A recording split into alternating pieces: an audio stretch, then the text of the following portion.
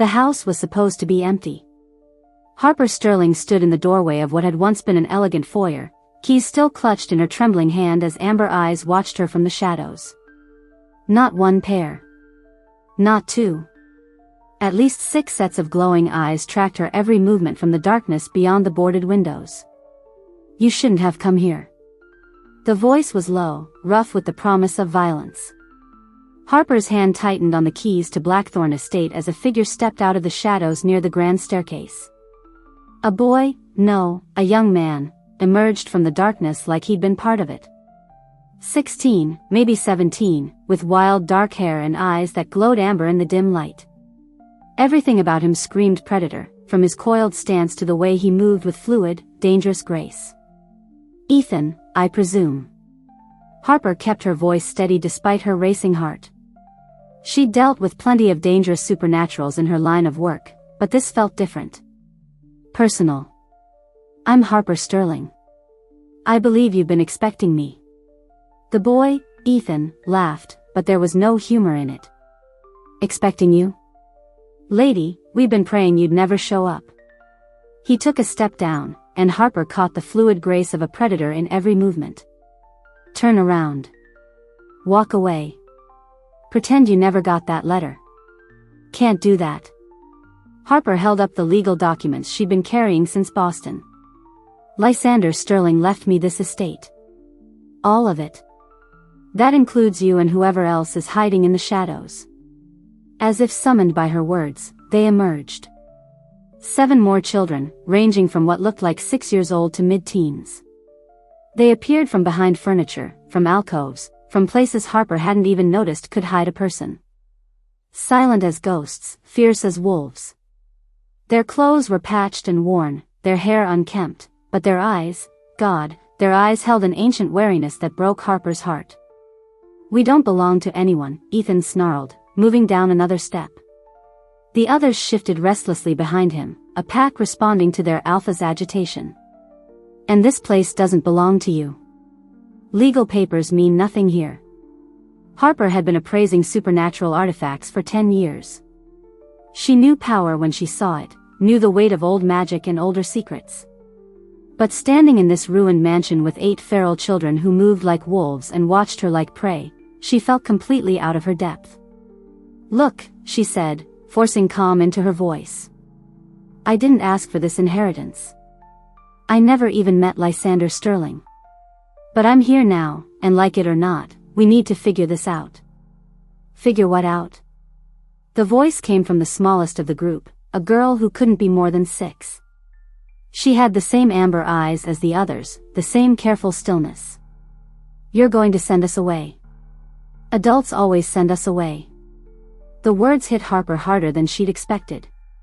These weren't just supernatural children, they were abandoned supernatural children. And from the look of this place, they'd been fending for themselves for far too long. The mansion told its own story. Elegant bones showed through the decay, soaring ceilings, beautiful woodwork, windows that would have flooded the space with light if they weren't boarded up. But everything was wrong. Furniture overturned and never righted. Walls scarred with more claw marks. Dark stains on the Persian rugs that Harper's enhanced senses identified as blood, old and new. How long since Lysander died? She asked quietly. Ethan's jaw tightened. 6 months. Give or take. 6 months. These children had been alone for 6 months, living in this decaying mansion, clearly struggling to survive. Harper's heart clenched as she noticed how thin some of them were, how their clothes hung loose on small frames. There's food in my car, she said. And clean water. When's the last time you had a proper meal? We don't need your charity, Ethan snapped, but Harper caught the way his eyes flickered toward the younger ones. The hunger there. It's not charity. It's... Harper paused, searching for words that wouldn't set off his pride. It's a peace offering. While we figure out what comes next. She started toward the door, then stopped when a low growl rumbled from Ethan's throat. I'm getting supplies from my car, she said evenly. Nothing more. The evening air was crisp against her skin as she stepped outside, grateful for the chance to process what she'd walked into. The Blackthorn estate sprawled across several acres of mountain wilderness, isolated enough that the nearest neighbor was probably 20 miles away.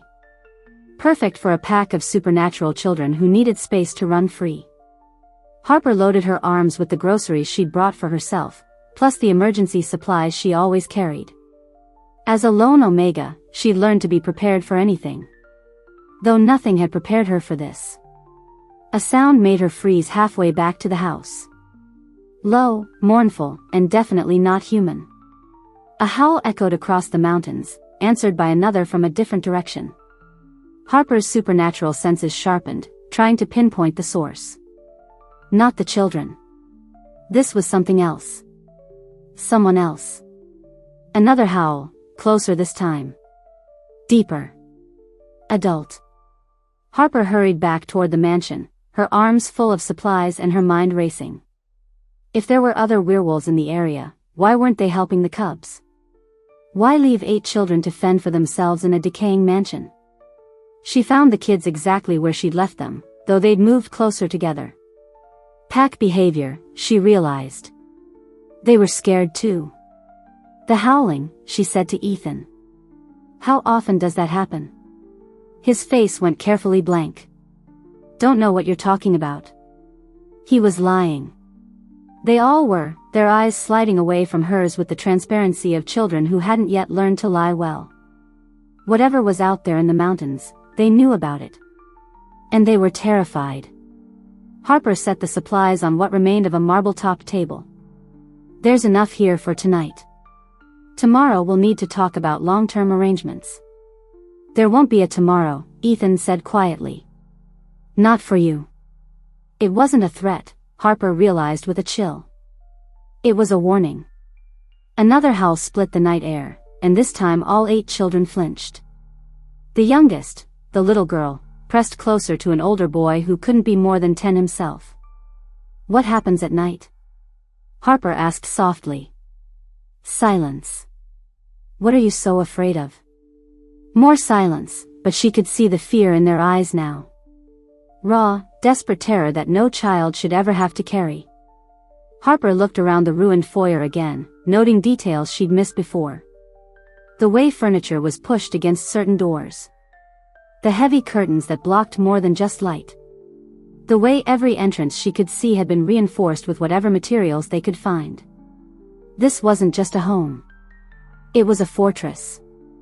And something told her that whatever they were keeping out was far more dangerous than 8 feral children could ever be. Chapter 2. The laptop screen cast an eerie glow in the mansion's library as Harper scrolled through page after page of Supernatural Council records. What she found made her stomach turn cold. Lysander Sterling, banished from the Northern Mountain Pack for unforgivable crimes against nature. Exile permanent. No appeal granted. The file was stamped with official seals, but the details were blacked out. Whatever Lysander had done, it was bad enough that even the Supernatural Council wouldn't put it in writing. You won't find answers there. Harper spun around to find Ethan in the doorway, his amber eyes reflecting the laptop's light like a wild animal's. Despite his human form, everything about him radiated barely contained power. Then tell me yourself, Harper said, closing the laptop. What did Lysander do? Why were you living with him? Ethan's jaw tightened, and for a moment she thought he might actually answer. Then his expression shuddered completely. Some things are better left buried. Not when they involve 8 children. Harper stood, frustrated by the walls these kids put up every time she tried to help. Ethan, I can't protect you if I don't know what I'm protecting you from. We don't need protection. But his voice lacked conviction, and Harper caught the way his eyes darted toward the boarded windows. Don't you? Harper gestured toward the makeshift barricades, the reinforced doors. This whole place screams fortress. You're hiding from something. Or someone. Before Ethan could answer, a crash echoed from the kitchen. Harper was moving before she'd even processed the sound, her supernatural senses on high alert. She found 3 of the younger cubs huddled in the corner while 10-year-old Finn stared at his hands in horror. I didn't mean to, Finn whispered, looking at the shattered remains of what had been a heavy ceramic bowl. I got frustrated and I tried to. Harper knelt beside him, noting the way his small hands trembled. Tried to what, sweetheart? Shift, Ethan said quietly from behind her. He tried to shift. Harper's blood chilled. A 10-year-old werewolf should shift easily, as naturally as breathing. The fact that Finn was struggling meant something was very, very wrong. How long? She asked, though part of her already knew the answer. Since Lysander died, Ethan admitted. None of us can shift. Not even me. Cole's point of view. He'd been watching the house for 3 days now, staying downwind and keeping to the deepest shadows of the forest. The woman, Harper, moved through the mansion like she belonged there, which irritated him more than it should have. She was supposed to have run by now. Any sane person would have taken one look at 8 feral cubs and headed straight back to whatever comfortable city life she'd come from. Instead, she'd brought them food, fixed their broken furniture, and was apparently researching Lysander's past. Dangerous. For all of them. Cole shifted position on the tree branch, his enhanced vision tracking Harper as she stepped onto the mansion's back terrace. Even from this distance, he could smell her, warm vanilla and something uniquely omega that made his wolf pace restlessly. He should leave. Should trust that she'd eventually give up and go home, leaving the cubs to his distant protection. But something about the determined set of her shoulders, the gentle way she'd spoken to Finn through the kitchen window, made it impossible to look away. She was trouble.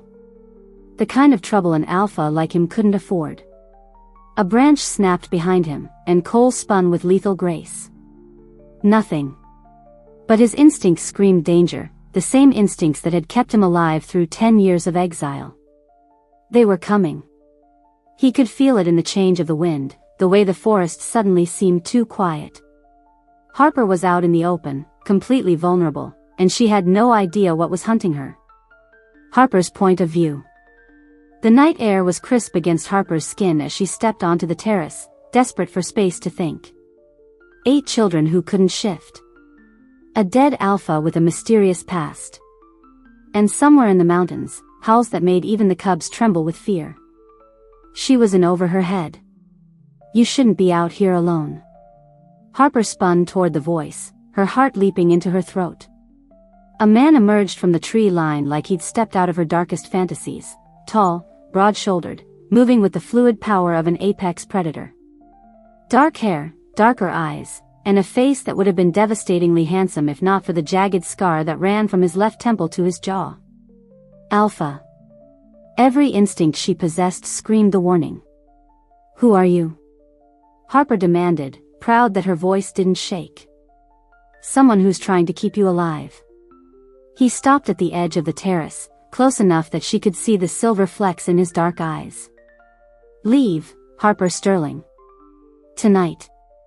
Take whatever you can carry and drive until you hit a city with enough people to mask your scent.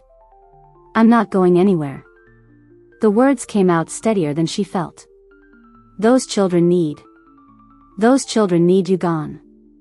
His voice was rough, edged with barely controlled anger. Every moment you stay here puts them in more danger. From what? From who? Harper stepped closer, drawn by something she couldn't name. Are you the one who's been howling at night?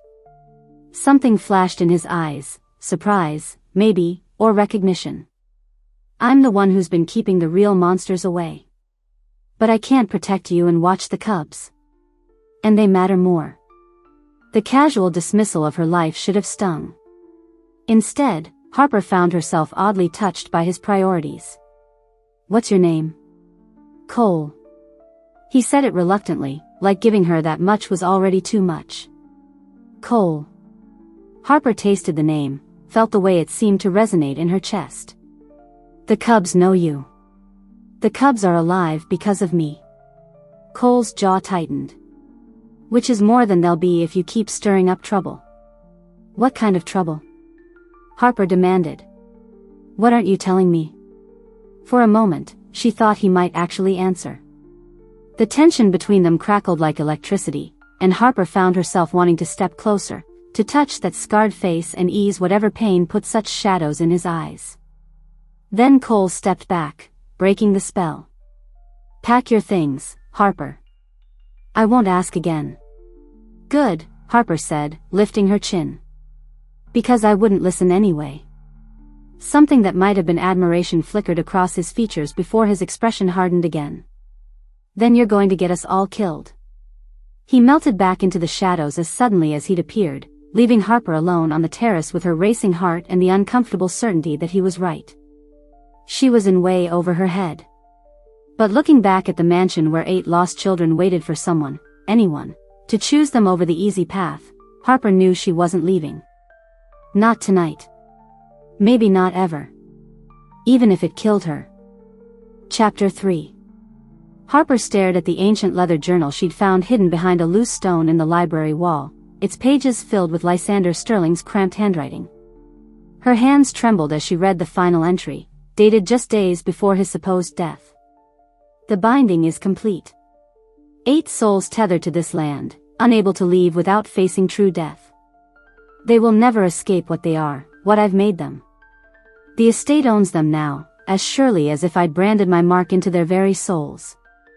Dear God, Harper whispered, the implications hitting her like a physical blow.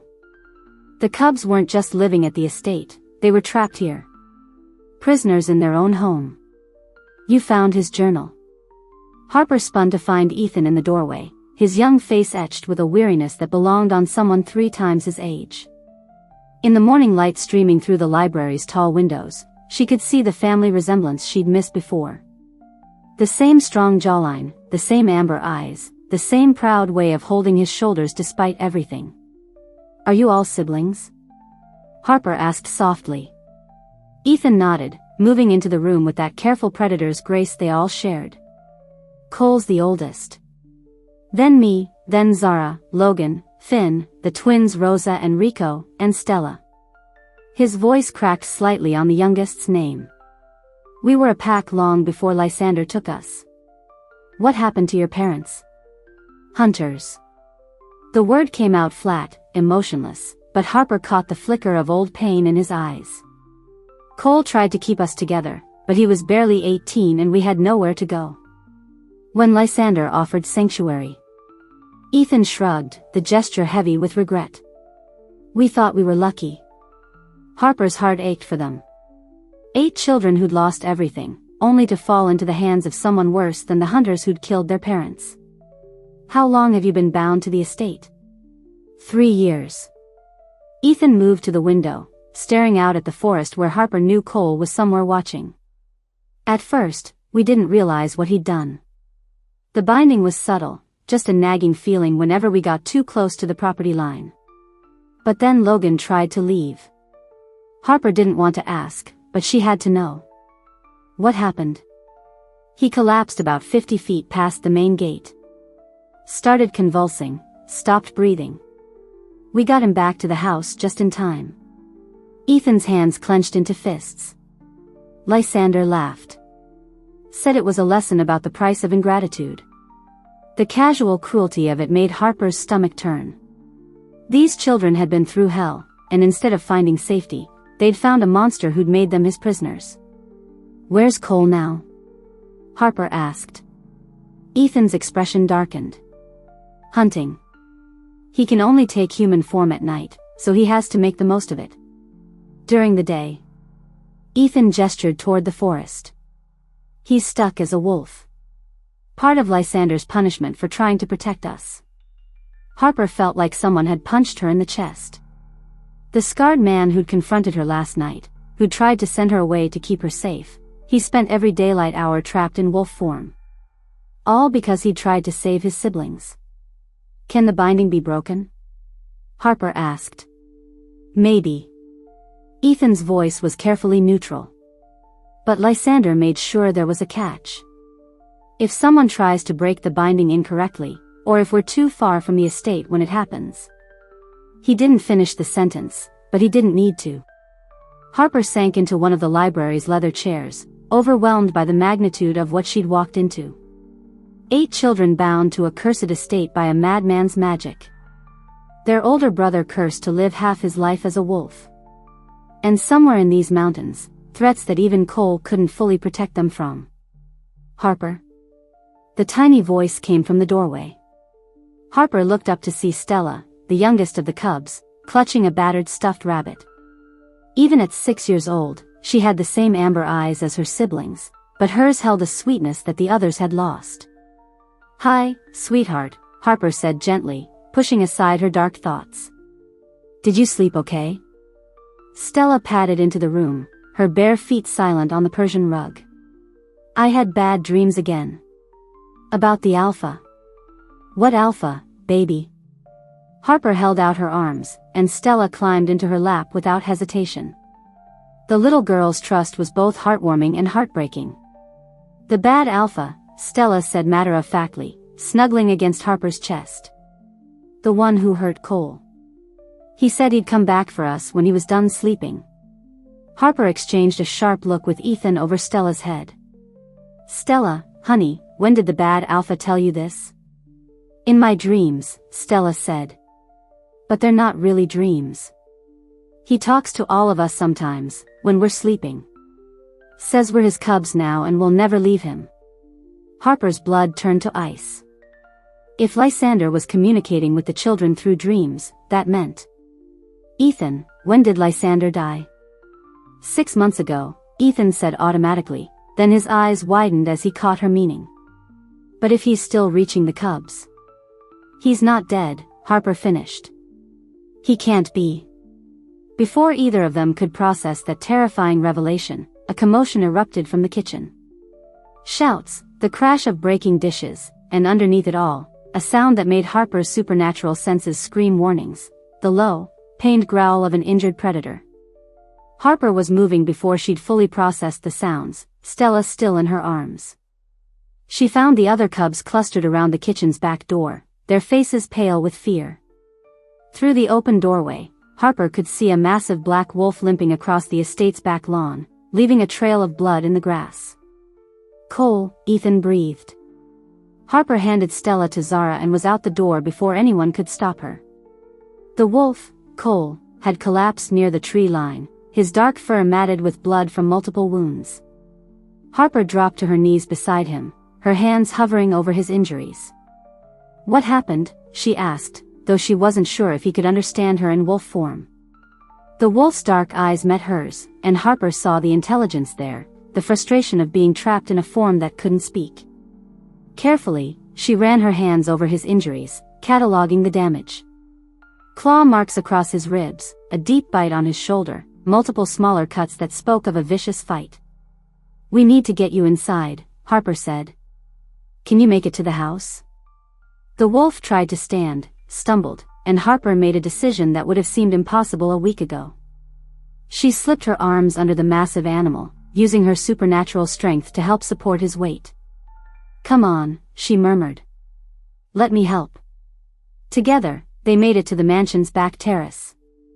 The cubs had cleared a space in what had once been a sunroom, laying out blankets and gathering supplies with the efficiency of children who'd done this before. "He'll change back at sunset," Ethan said quietly. "That's still hours away." Harper nodded, settling beside the injured wolf. Then we wait.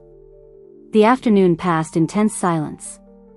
Harper stayed by Cole's side, keeping pressure on the worst of his wounds and murmuring soft reassurances whenever he stirred restlessly. The cubs took turns bringing her water and food she didn't touch, their worried eyes never leaving their brother. As the sun began to set, Harper felt the change begin. It started as a shimmer in the air around the wolf, a sense of power gathering. Then the transformation began, painful, Harper realized, especially with his injuries. Bones lengthening, fur receding, until finally Cole lay human on the blankets, breathing hard and covered in sweat. And completely naked. Harper's breath caught in her throat. She'd thought he was impressive in clothes, but seeing him like this, all lean muscle and dangerous power, scars crisscrossing his chest like a map of old battles, made her mouth go dry. "See something you like?" Cole's voice was rough with pain, but there was amusement in his dark eyes. Harper felt heat flood her cheeks. "Don't flatter yourself. I'm just making sure you're not bleeding to death. Liar. But he said it without heat, and when she reached for the first aid kit Ethan had brought, he didn't protest. Harper worked in silence, cleaning and bandaging his wounds with steady hands. This close, she could smell his scent, pine and rain, and something uniquely male that made her wolf purr with interest. Dangerous territory, especially when Cole was injured and vulnerable. What attacked you? Harper asked, focused on the claw marks across his ribs. Scouts, Cole said grimly. Testing our defenses. They're getting bolder. Scouts for who? Cole's jaw tightened. You don't want to know. Stop protecting me, Harper said sharply, pressing a little harder than necessary on a particularly deep cut. I'm not some helpless city girl who's going to faint at the first sign of danger. These children are my responsibility now, which means their enemies are my enemies. Cole studied her face for a long moment. You really mean that? Every word. Then you should know, Lysander had allies. Other alphas who shared his appetites. They've been circling ever since word got out about the inheritance, waiting to see if whoever took the estate would be easy prey. Harper's hands stilled on his bandages. And they've decided you're weak enough to take. Cole's eyes met hers. They want the cubs, Harper. Want to finish what Lysander started. Before Harper could ask what he meant, Stella appeared in the doorway, rubbing sleepy eyes. Cole? The little girl's face lit up when she saw her brother in human form. You're okay. Hey, little moon, Cole said softly, and Harper's heart clenched at the gentleness in his voice. Come here. Stella launched herself at him, and Cole winced as she landed on his injured ribs. Harper started to intervene, but stopped when she saw the way he folded his arms around his youngest sister, holding her like she was the most precious thing in the world. I missed you, Stella said, then looked up at Harper with solemn eyes. Harper's been taking care of us. She fixed the broken window in my room and made pancakes that actually taste good. Did she now? Cole's gaze flicked to Harper, something unreadable in his expression. And she reads really good bedtime stories. Stella settled more comfortably against her brother's chest. I like her. Can we keep her? Stella, Cole started. She could be our new mama, Stella continued innocently. The bad alpha said he'd come back for us, but maybe if we have a new mama, he can't take us away. Harper saw Cole go completely still. Stella, what did you say about the bad alpha? He talks to us sometimes, Stella said, as if it was the most natural thing in the world. In our dreams. He says he's just sleeping and when he wakes up, we'll be his cubs forever. But I don't want to be his cub. I want Harper to be my mama. The words hit Harper like a physical blow. This innocent child, who'd already lost so much, was looking at her with such hope, such trust.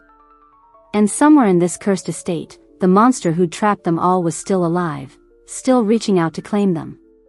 Stella, Harper said gently, can you show me where you have these dreams? Is there a special place where you hear the bad alpha's voice? Stella nodded solemnly. In the basement. The dreams are strongest there. But we're not supposed to go down there. Lysander said it was dangerous. Harper's blood chilled. A basement she hadn't found in her exploration of the estate. A place where Lysander's presence was strongest, where he could reach the children even in sleep. Cole, Harper said quietly, there's something I need to tell you about Lysander. His eyes sharpened. What? I don't think he's dead. Harper's words fell into the room like stones into still water. I think he's hiding somewhere in this estate, and I think I know where. The silence that followed was deafening. Then Cole was moving, despite his injuries, gathering Stella into his arms and standing in one fluid motion. We're leaving, he said flatly. All of us. Tonight. We can't, Ethan said from the doorway, where he'd been listening. The binding. Then we'll die free rather than live as his prisoners, Cole snarled. No. Harper stood, meeting Cole's fierce gaze with determination. We're not running. We're going to end this. Harper. These children have been running and hiding for 3 years, Harper said firmly. They deserve better. They deserve to be free, truly free, not just trading one cage for another. And if trying to break the binding kills them? Harper looked around the room at the 8 faces watching her, 7 children and 1 man who'd sacrificed everything to protect them. They were her pack now, whether any of them had planned it or not. Then we'll find another way, Harper said. But first, we're going to pay a visit to the basement. It's time to wake sleeping monsters.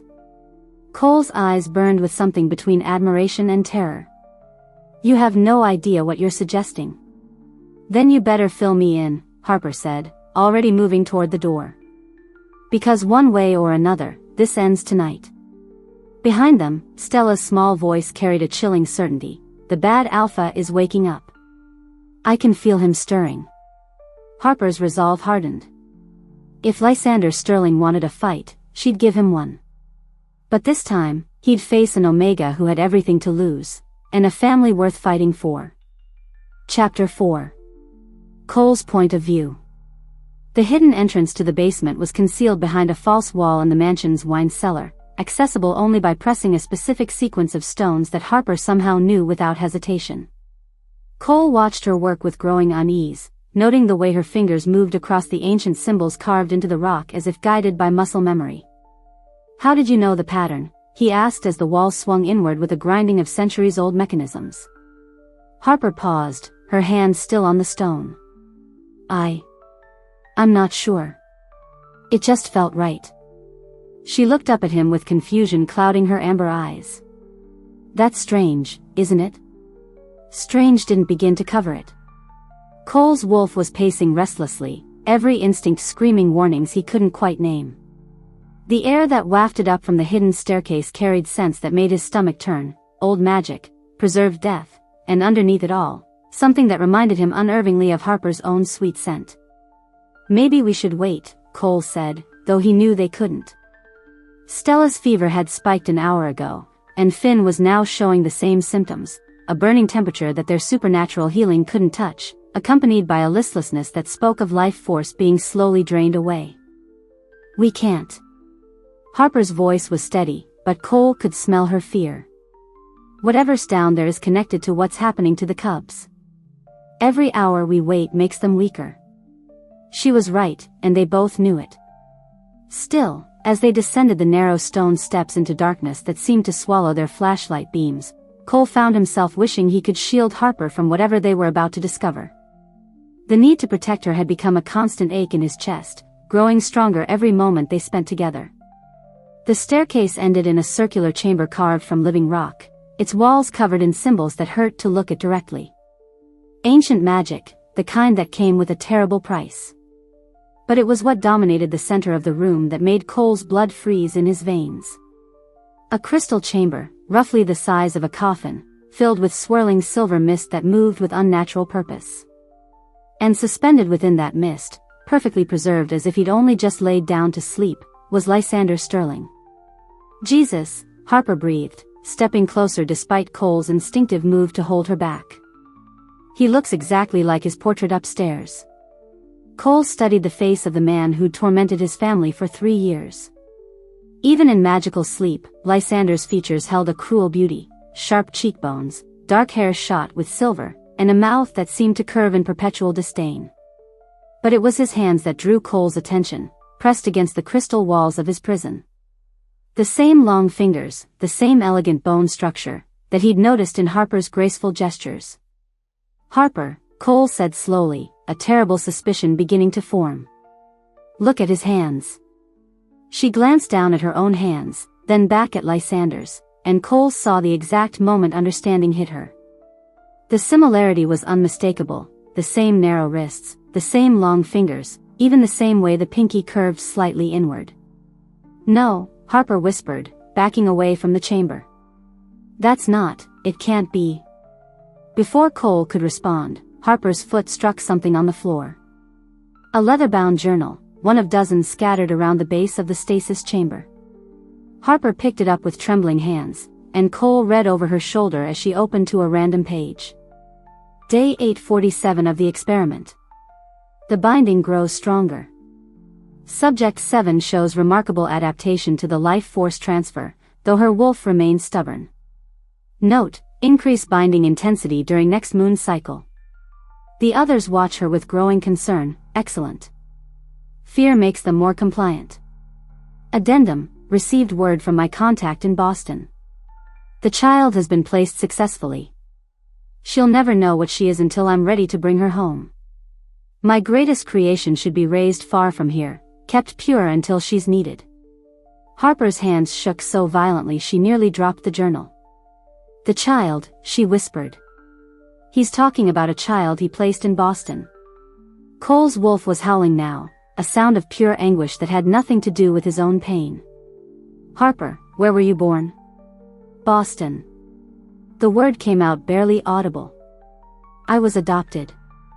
The agency said my birth parents died in an accident when I was 6 months old. Another journal caught Cole's eye, this one bound in dark leather and locked with silver clasps. He broke the lock easily, his supernatural strength making quick work of the delicate mechanism. The pages inside were filled with detailed drawings and notes that made his stomach churn. Diagrams of binding rituals. Maps of life force pathways. And sketched portraits of dozens of children, all with the same amber eyes, all marked with dates and locations and notes about their compatibility ratings. He was collecting us, Cole said, his voice rough with suppressed rage. Not just my siblings. Children from packs all over the country. Building some kind of supernatural breeding program. Harper turned pages in her own journal, her face growing paler with every entry. Listen to this, she said, her voice hollow. Subject 7 proves most promising. The daughter possesses the perfect combination of omega compliance and alpha power.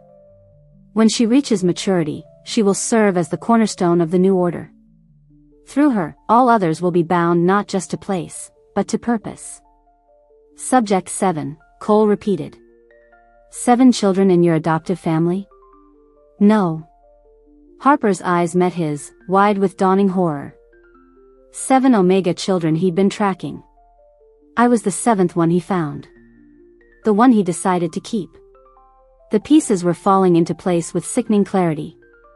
Lysander hadn't just randomly left Harper the estate. She was his daughter, his greatest creation, bred specifically for this moment. And now that she was here, now that she'd claimed her inheritance, the binding magic was responding to her presence like a key turning in a lock. That's why the cubs are getting sicker, Cole realized aloud. Your presence here isn't just activating the existing bindings, it's strengthening them. You're the missing piece he needed to make his experiment permanent. Harper sank onto the stone floor, the journal falling from her nerveless fingers. I'm killing them. Just by being here, I'm killing them. No. Cole was beside her in an instant, pulling her against his chest. This isn't your fault. You didn't know. But now I do. Harper's voice was muffled against his shirt. And if I stay, they'll die. But if I leave, the binding will kill them anyway, Cole finished grimly. He designed it that way. You're not just the key to strengthening the bonds, you're the only one who can break them. They sat in silence for a moment, surrounded by the evidence of Lysander's atrocities. Cole could feel Harper trembling against him, and every protective instinct he possessed roared to life. She'd walked into this nightmare blind, trying to help children she'd never met, and now she was trapped just as surely as the rest of them. There has to be another way, Harper said finally. Someone put him in that stasis chamber. Someone with power equal to his own. Maybe they left instructions, or... She was interrupted by the sound of footsteps on the stairs. Ethan appeared in the doorway, his young face grim with worry. Cole, you need to come now, he said. Stella's getting worse. Her temperature's spiking and she's asking for Harper. Harper was on her feet before Ethan finished speaking. We'll figure this out later, she said, already moving toward the stairs. Right now, those children need us. They found Stella in the mansion's main bedroom, surrounded by her siblings. The little girl was burning with fever, her small body racked with tremors that spoke of a system under attack. But when she saw Harper, her eyes brightened with desperate hope. "Harper," Stella whispered, reaching out with a shaky hand. "I dreamed about the bad alpha again. He was angry. Said you were supposed to come home sooner." Harper knelt beside the bed, taking Stella's hot little hand in both of hers. "I'm here now, sweetheart. I'm not going anywhere.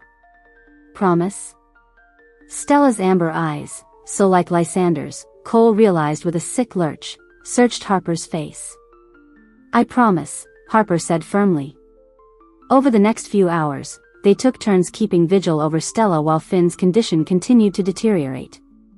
Harper read stories, sang lullabies, and somehow managed to keep her voice steady even as Cole could smell her growing desperation. It was near dawn when Stella's fever finally broke.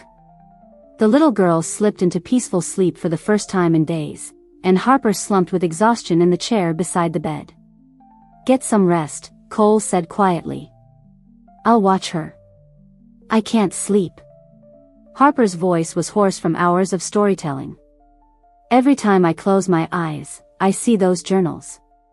All those children he hurt, all those families he destroyed." "Look at me," Cole said, moving to kneel beside her chair. When Harper's tired eyes met his, he cupped her face gently in his hands. "You are not him. Whatever twisted genetics you might share, whatever sick plans he had for you, you are nothing like him." "How can you be sure?" Harper's voice broke on the words. "What if it's in my blood? What if I'm capable of the same things?" "Because," Cole said, stroking his thumbs across her cheekbones, "you've spent the last week putting yourself in danger to protect children who aren't even yours. Because you're here, exhausted and heartbroken, watching over a little girl's sick bed instead of running from a nightmare that isn't your fault." Harper's eyes filled with tears. "Cole. Because," he continued, leaning closer, "you're the bravest person I've ever met. And I..." He stopped himself before he could say the words that burned in his throat. It was too soon, too complicated, too dangerous to put that kind of pressure on either of them. But Harper seemed to understand anyway. Her hand came up to cover his, and she leaned into his touch like a flower turning towards sunlight. "Cole," she whispered. This time, there was no hesitation. Cole closed the distance between them, capturing her lips in a kiss that was gentle and desperate and full of everything he couldn't yet say. Harper's response was immediate, her hands fisting in his shirt as she kissed him back with a passion that left them both breathless. When they finally broke apart, Harper rested her forehead against his. "What are we going to do?" she asked. "We're going to find a way to break those bindings without getting anyone killed," Cole said with more confidence than he felt. "And we're going to make sure Lysander never hurts another child." "What if we can't?" Cole pressed another soft kiss to her lips. "Then we'll face whatever comes together. All of us." It was a promise he intended to keep, even if it killed him. Because somewhere in the space of a week, this brave, beautiful woman had become as essential to him as breathing. She was his mate, he'd known it from the moment he'd caught her scent on the mountain air. And he'd be damned if he'd let Lysander's sick legacy destroy their chance at happiness. But first, they had to figure out who had put Lysander in magical stasis, and why. Because Cole had a sinking feeling that their mysterious benefactor might not be as benevolent as they hoped. In the bed beside them, Stella stirred in her sleep, a small smile crossing her fevered features. "Mama," she mumbled, her small hand reaching toward Harper. "Don't let the bad alpha take us away." Harper caught the little girl's hand, holding it gently. "Never," she whispered. "I'll never let anyone hurt you again." As dawn broke over the mountains, painting the sky in shades of rose and gold, Cole found himself believing that maybe, just maybe, they had a chance. Whatever Lysander had planned, whatever trap he'd laid, they would find a way through it. They had to. Because the alternative, losing Harper, losing the cubs, losing this unexpected family they'd built, was unthinkable. The war for their freedom was just beginning, but for the first time since this nightmare started, Cole felt like they might actually win. Chapter 5. Harper's point of view. The morning sun streamed through the mansion's tall windows as Harper stood in the main living room, facing 8 pairs of amber eyes that refused to meet her gaze. The cubs were arranged in their usual protective formation, the older ones in front, the younger ones behind, but for the first time since she'd arrived, they looked guilty. "You knew," Harper said quietly, her voice carrying across the room with deadly calm. "All of you. You knew exactly who I was before I ever set foot in this house." Ethan's jaw tightened, but he didn't deny it. Behind him, the younger cubs shifted restlessly, their supernatural hearing no doubt picking up on Harper's barely contained emotions. "How long?" Harper asked when no one answered. "How long have you known that Lysander Sterling was my biological father?" "Since the lawyer's letter arrived 6 months ago," Ethan admitted finally. "Lysander made sure we understood exactly who would be inheriting the estate and why." The words hit Harper like a physical blow. 6 months. They'd had 6 months to prepare for her arrival, 6 months to decide how to handle the daughter of the monster who'd imprisoned them. And they'd chosen to lie. "He told us you were his special project," Zara said, speaking up for the first time. At 14, she was usually the most outspoken of the cubs after Ethan, but now her voice was small, uncertain. "Said you'd been raised away from here so you'd be pure when you came home." "Pure," Harper repeated, the word tasting bitter on her tongue. What did he mean by that?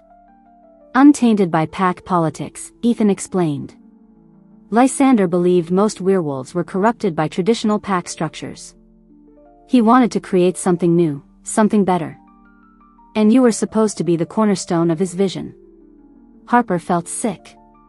Even from magical stasis, Lysander was still pulling strings, still manipulating lives from beyond the grave.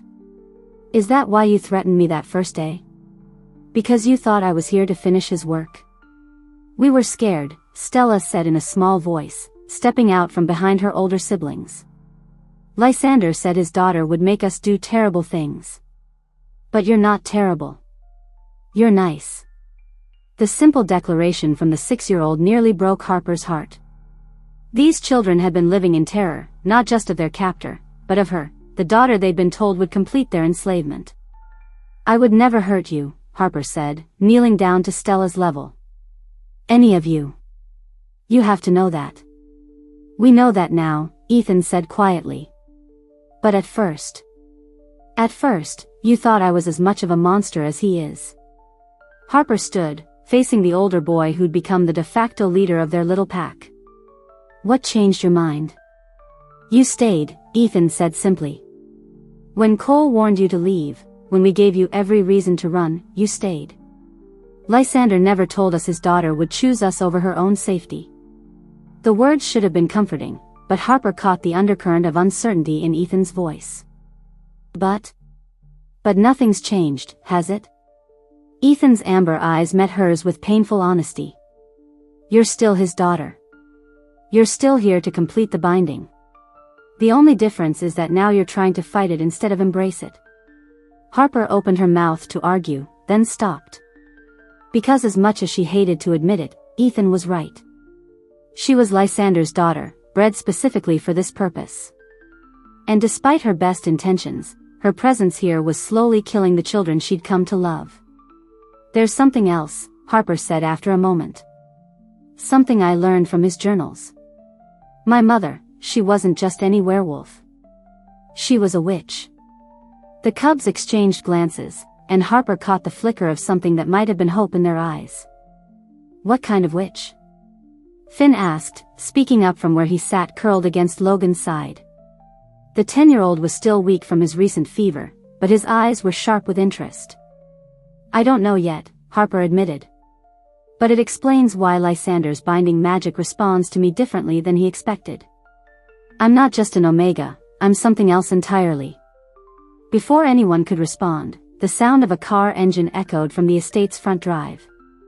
Harper moved to the window, peering through a gap in the boards to see an elegant black sedan pulling up to the mansion's front steps. "Who is that?" Cole's voice came from behind her. Harper hadn't heard him approach, but she wasn't surprised. Since their kiss last night, he'd been staying close, as if his protective instincts had shifted into overdrive. "I have no idea," Harper said, watching as the car's driver door opened. But whoever it is, they know exactly where they're going. The woman who emerged from the sedan was striking in the way that only comes from generations of good breeding and expensive maintenance. Tall, elegant, with silver-streaked dark hair pulled back in a perfect chignon and clothes that probably cost more than Harper made in a month. She moved toward the mansion with the confidence of someone who owned everything in sight. Natasha, Ethan breathed, and Harper caught the fear in his voice. You know her? Harper asked. Natasha Sterling, Cole said grimly. Lysander's business partner. If she's here, it means trouble. The knock on the front door was crisp, authoritative, the sound of someone who expected to be obeyed. Harper glanced around at the cubs, noting the way they'd automatically moved into defensive positions, the older ones shielding the younger. Stay here, Harper told them, then looked at Cole. With me? He nodded, falling into step beside her as they made their way to the front door. Harper could feel the cubs following at a distance, unwilling to be separated from their protectors. When Harper opened the door, Natasha Sterling's cool blue gaze swept over her with the efficiency of a predator cataloging prey. Her smile was perfectly polished and completely without warmth. Harper Sterling, Natasha said, her voice carrying the faint trace of an accent Harper couldn't place. How lovely to finally meet you. I'm Natasha Sterling, a dear friend of your father's. My father is dead, Harper said flatly.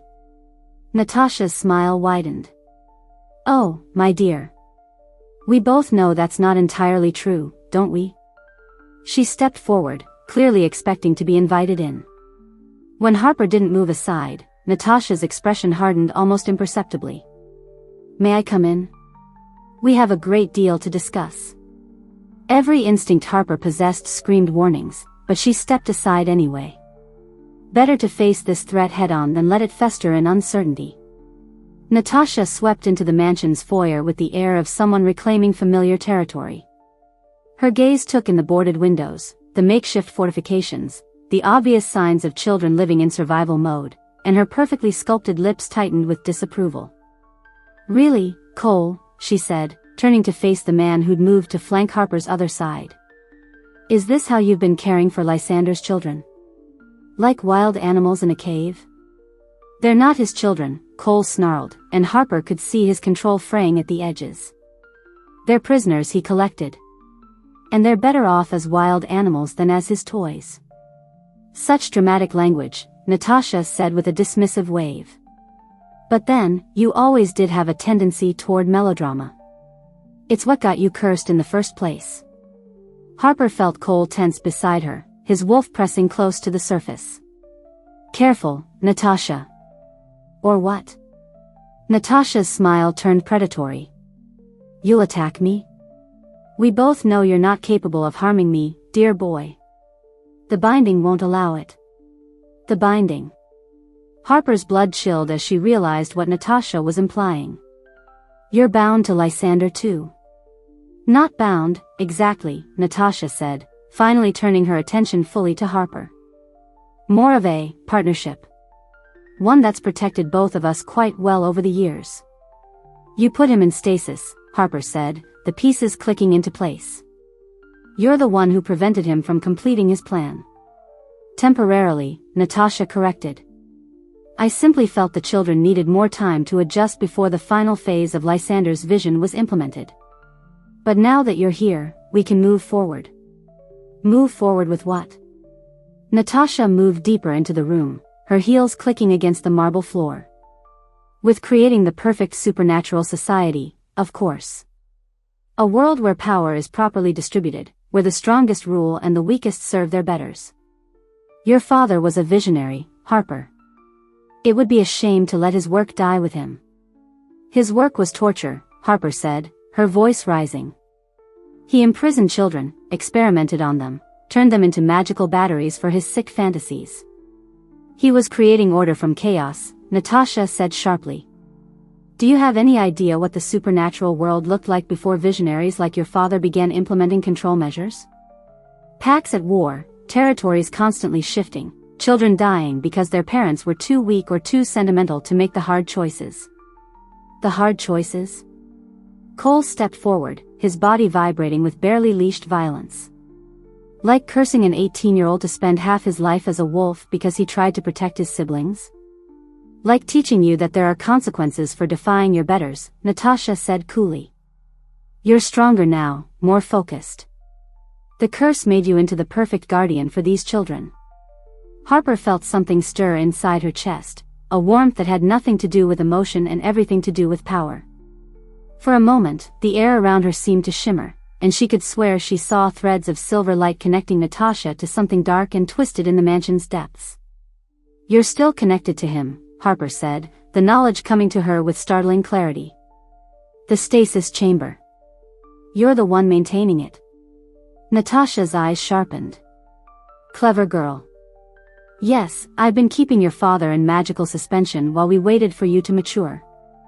But the spell requires constant maintenance, and I'm growing tired of the effort. So wake him up, Harper said.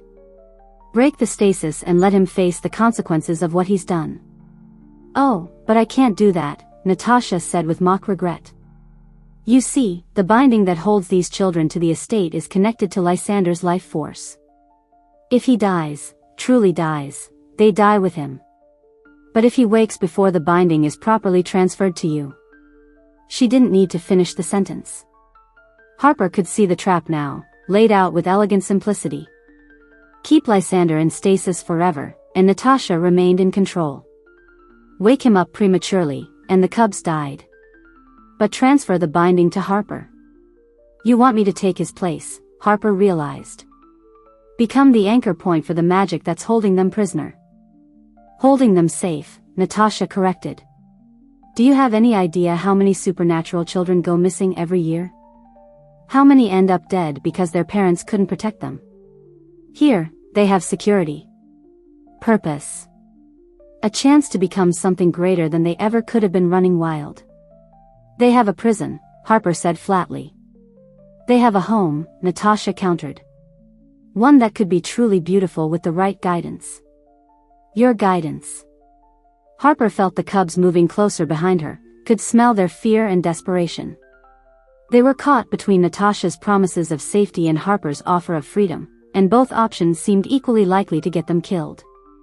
There is, of course, another option, Natasha said, her voice taking on a deceptively casual tone. You could simply sign the estate over to me and walk away. I'll maintain the status quo, keep the children safe and comfortable, and you can return to your nice, normal life in Boston. And if I refuse? Natasha's smile turned arctic. Then you'll discover just how much of your father's ruthlessness you've inherited. Because one way or another, these children will be properly cared for. The only question is whether you'll be part of the solution or part of the problem that needs to be eliminated. The threat hung in the air like a blade. Harper could feel Cole's tension ratcheting higher, could hear the cubs' breathing growing shallow with fear. Natasha had played her hand, and now they all had to live with the consequences. Harper, Stella's small voice came from behind her. Don't leave us. Please don't leave us with her. Harper turned to see all 8 cubs watching her with desperate eyes. These children who'd been lied to, manipulated, and imprisoned were still willing to trust her. Still believed she might be able to save them. I'm not going anywhere, Harper said firmly, then turned back to Natasha. The estate stays with me. The children stay with me. You can take your offer and... Careful, dear, Natasha interrupted.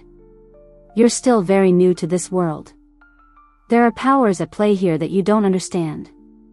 Forces that have been in motion far longer than your brief existence. As if to prove her point, Harper felt that strange warmth in her chest again, stronger this time. The silver threads she'd glimpsed before became clearer, and she could see the magical bonds that held the cubs like chains made of moonlight and shadow. But more than that, she could feel them, each strand of power, each point of connection, each place where the magic was wearing thin or growing stronger. I can see them, Harper whispered, wonder and horror mixing in her voice. The bonds. I can actually see the magic holding them here. Natasha's composure cracked for the first time since she'd arrived. That's impossible. The sight shouldn't manifest for years yet, and only if you've embraced your full inheritance." But Harper was no longer listening. She was staring at the cubs, seeing for the first time the true extent of what had been done to them. Silver chains wrapped around their hearts, their souls, their very essence. Some of the bonds were fraying, particularly around Finn and Stella, while others blazed with malevolent strength. And all of them led back to the basement, to the chamber where Lysander waited in his magical sleep. "They're dying," Harper said, her voice hollow with realization. "Not slowly, not eventually. They're dying right now. The bonds are consuming them from the inside out." Natasha's mask slipped entirely, revealing something cold and calculating beneath the elegant facade. "Which is why we need to complete the transfer immediately. Sign the papers, Harper. Accept your inheritance fully, and save their lives. Or," Harper said, power crackling around her like electricity, "I could just break the bonds myself." The temperature in the room dropped 10 degrees. Natasha's face went white, and even Cole stepped back, sensing the dangerous shift in Harper's energy. "You don't know what you're doing," Natasha said, her voice tight with fear. "One wrong move and you'll kill them all." "Maybe," Harper agreed. "But at least they'll die free." The standoff stretched between them, two women facing each other across a chasm of opposing philosophies. Natasha representing the old ways, the safe ways, the ways that traded freedom for security. Harper representing something newer, more dangerous, more uncertain. And in the balance hung the lives of 8 children who'd already lost everything once. Harper could feel the magic building around her, responding to her emotions, her will, her desperate need to protect the family she'd found. For the first time in her life, she understood what it meant to be both wolf and witch, Omega and something far more powerful. The question was whether she was strong enough to save them all, or whether trying would destroy everything she'd come to love. Natasha raised her hand, and Harper saw a silver light gathering around her fingers. "Last chance, dear. Sign the papers, or I'll be forced to take more direct action." Harper's answer was to let her own power flare, the air around her shimmering with golden light that made the cubs gasp in wonder and Natasha curse in what sounded like ancient Latin. The battle for their freedom was about to begin in earnest. Chapter 7. Harper's point of view. The golden light exploding from Harper's hands met Natasha's silver magic in a collision that shook the mansion's foundations. Plaster rained from the ceiling as the two forces clashed, neither able to gain the upper hand. But Harper could feel her strength already beginning to wane. She was powerful, but Natasha had centuries of experience. "Enough of this," Natasha snarled, and suddenly her attack shifted. Instead of meeting Harper's power head-on, she redirected her energy downward, toward the basement. Harper felt the change immediately through her connection to the estate. The bonds holding the cubs grew tighter, their silver threads pulsing with malevolent energy that made the children cry out in pain. "The ritual chamber," Natasha said with vicious satisfaction. "Did you really think we could conduct this little dance anywhere else? The true work requires the proper tools." Before Harper could respond, the floor beneath their feet began to glow with the same silver light that surrounded Natasha. Ancient symbols carved into the wooden boards became visible, forming a complex pattern that extended throughout the entire mansion. The whole house is one massive ritual circle, Harper realized with growing horror. Clever girl. Lysander designed it that way, every room, every hallway, every broken floorboard carefully positioned to channel magical energy toward the chamber below. Natasha's smile was triumphant. "And now that you've activated your inheritance, now that you're fully bound to the estate, the circle is complete." Harper felt the truth of it like ice in her veins. Every step she'd taken in this house, every moment she'd spent caring for the cubs, every decision to stay and fight, it had all been feeding power into Natasha's ritual. She hadn't been protecting the children, she'd been inadvertently helping to kill them. "Don't blame yourself too harshly," Natasha said, apparently reading Harper's expression. Lysander was always better at the long game than most people gave him credit for. He knew exactly what kind of person would inherit his estate, exactly how they would react to finding the children. Your very compassion was part of the trap. Around them, the mansion began to change. Walls became translucent, revealing the true magical structure beneath. Harper could see the cubs in the kitchen, their forms outlined in silver light that pulsed with each beat of their hearts. The bonds connecting them to the estate were no longer invisible threads, they were chains of pure energy, growing brighter and more oppressive by the moment. "It's time," Natasha announced, and began descending toward the basement. Not through the door, the floor simply opened beneath her feet, creating a spiral staircase of crystallized light. "Come along, dear. The ritual requires your participation, willing or not." Harper had no choice but to follow. The magical energy surrounding her was like a current, pulling her inexorably downward. She could feel Cole and the cubs trying to reach her, but they were blocked by walls of silver light that had materialized throughout the house. The basement chamber had been transformed. The rough stone walls now gleamed like polished marble, covered in symbols that seemed to writhe and shift when Harper wasn't looking directly at them. Lysander's stasis chamber stood at the center of it all, the crystal coffin pulsing with the same rhythm as the cubs' heartbeats. "Beautiful, isn't it?" Natasha gestured to the transformed space with obvious pride. 3 centuries of planning, coming to fruition at last. Harper forced herself to focus past the overwhelming magical energy. There had to be a way out of this, some weakness in Natasha's plan she could exploit. Her eyes fell on the scattered journals still lying around the chamber's perimeter, Lysander's research into binding magic and life force manipulation. "You have a choice to make," Natasha continued, moving to stand beside the stasis chamber. "I can complete the ritual now, draining the cubs slowly while you watch, taking their power bit by bit until there's nothing left. Or..." She paused dramatically, clearly enjoying Harper's growing desperation. "Or you can participate willingly. Help me channel their life force cleanly, quickly. I promise their deaths will be painless, and when it's over, you'll have enough residual power to make me pay for what I've done." The offer hung in the air like a poisoned apple. Harper could see the trap within the trap. Even if she gained enough power to kill Natasha, it would come at the cost of 8 innocent lives. The children who'd called her mama, who'd trusted her to protect them, would be dead by her own hand. "Think about it," Natasha pressed. "Wouldn't it be better to give them a clean death and then ensure I can never hurt anyone else? How many more children will I kill over the centuries if you don't stop me now?" Harper's hands clenched into fists. Natasha was right, in her twisted way. This might be the only chance to end her reign of terror permanently. But the cost? A crash from above interrupted her thoughts. Through the magical barriers, Harper could see Cole in his wolf form, throwing himself against the silver walls with desperate fury. His dark fur was already singed from the magical energy, but he kept attacking, kept trying to reach her. "Touching," Natasha said with mock sympathy. "But pointless. The barriers will hold until the ritual is complete." Another crash, and this time Harper saw cracks appear in the silver wall.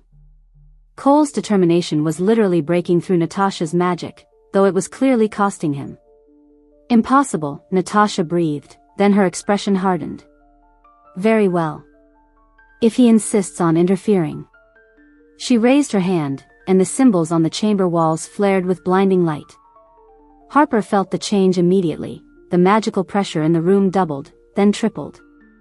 The bonds connecting her to the cubs grew so tight she could barely breathe. Above them, Cole's wolf form crashed through the barrier in an explosion of silver sparks. He hit the basement floor hard, transforming to human form as he rolled to absorb the impact. But Harper could see the cost. His skin was covered in burns from the magical energy, and blood trickled from his mouth. "Cole, no." Harper started toward him, but Natasha's power held her in place. "How wonderfully dramatic," Natasha said, her voice dripping with disdain. "The noble hero, sacrificing himself for love. Though I'm afraid it changes nothing." She gestured, and creatures began materializing from the shadows, things that might once have been human but were now twisted into nightmare shapes. Shadow creatures, Harper realized, bound to Natasha's will through the same type of magic that held the cubs. "Kill him," Natasha commanded, and the creatures lunged. Cole met their attack with the fluid grace of a predator, but Harper could see he was already weakened from breaking through the barriers. He couldn't fight them all, not in his condition. Above them, the sound of running feet echoed through the mansion. The cubs were coming, drawn by the magical chaos and their desperate need to help their brother. "No," Harper whispered, watching Ethan appear at the top of the basement stairs, the other cubs close behind. "They're too weak, they can't." But they were already moving, the older cubs shifting partially despite their magical injuries.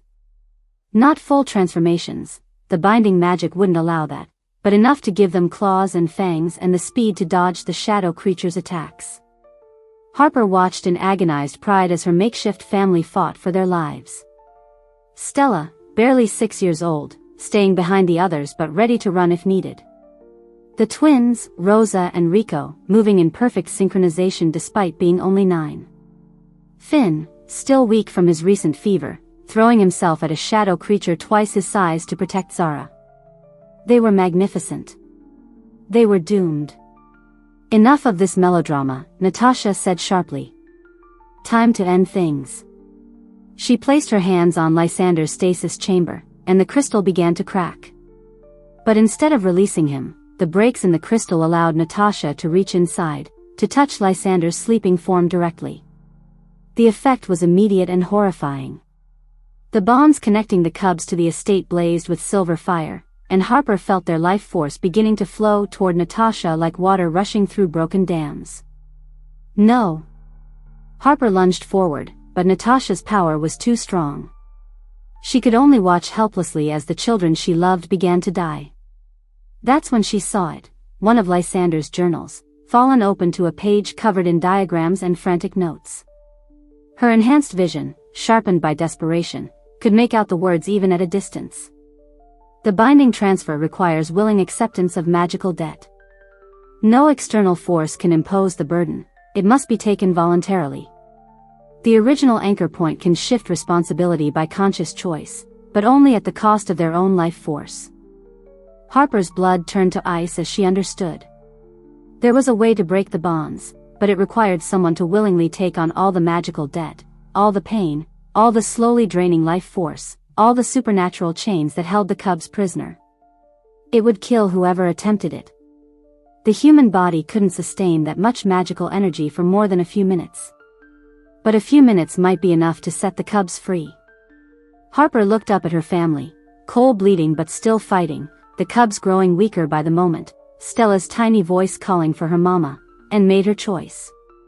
"Natasha," she called out, her voice surprisingly steady. "You want me to participate in the ritual? Fine. But we do it my way." Natasha's eyes narrowed with suspicion. "What are you proposing?" "A binding transfer," Harper said, moving toward the center of the chamber.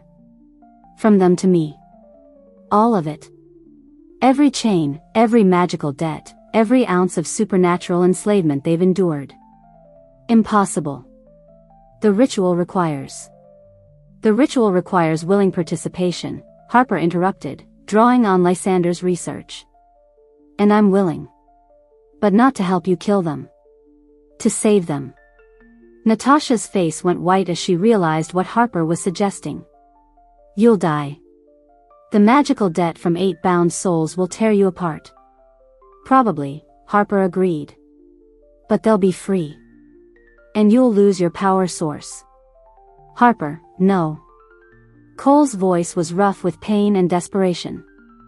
He'd heard every word, understood exactly what she was proposing. "There has to be another way." "There isn't," Harper said simply. "And you know it." She knelt in the center of the chamber, placing her hands flat on the stone floor. The magical symbols carved into the rock responded to her touch, beginning to glow with warm golden light instead of Natasha's cold silver. "I, Harper Sterling, daughter of Lysander Sterling, heir to this estate and all its burdens, do willingly accept the magical debt binding these children to this place." Her voice grew stronger with each word, power flowing through her like liquid fire. "I take their chains upon myself. I take their pain upon myself. I take their imprisonment upon myself." The effect was immediate. Harper felt the bonds connecting the cubs to the estate snap like breaking guitar strings, the magical chains transferring to her with force that drove her to her knees. Pain beyond description tore through her body as 8 lifetimes worth of magical debt settled into her bones. But it worked. Through her connection to the cubs, she felt their bonds dissolve, felt their strength returning as the magical drain on their life force ended. "You stupid girl!" Natasha shrieked, her careful composure finally cracking completely. "You've ruined everything." Harper tried to respond, but the pain was too intense. She could feel her life force being consumed by the magical debt, could feel her body beginning to shut down under the impossible strain. "Harper." Cole was beside her in an instant, gathering her into his arms. "Hold on, love. Just hold on. Love." He'd called her love. "Had to," Harper gasped, tasting blood. "Had to save them." "I know," Cole said, his voice breaking. "God, Harper, I know.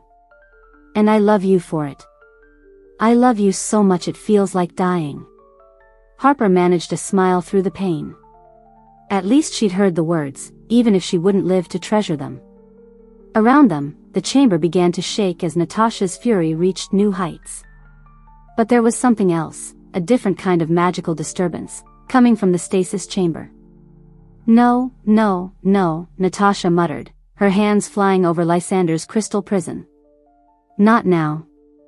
The timing isn't right, the energy levels aren't stable. Too late."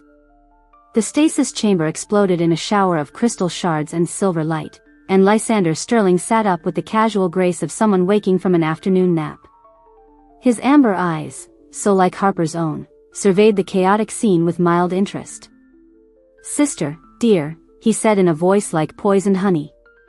"What have you done to my beautiful daughter?" The magical chaos reached a crescendo as three different power sources clashed in the confined space. Natasha's centuries of accumulated energy, Harper's hybrid heritage burning itself out, and Lysander's fresh awakening created a supernatural storm that threatened to tear reality itself apart. But Harper barely noticed.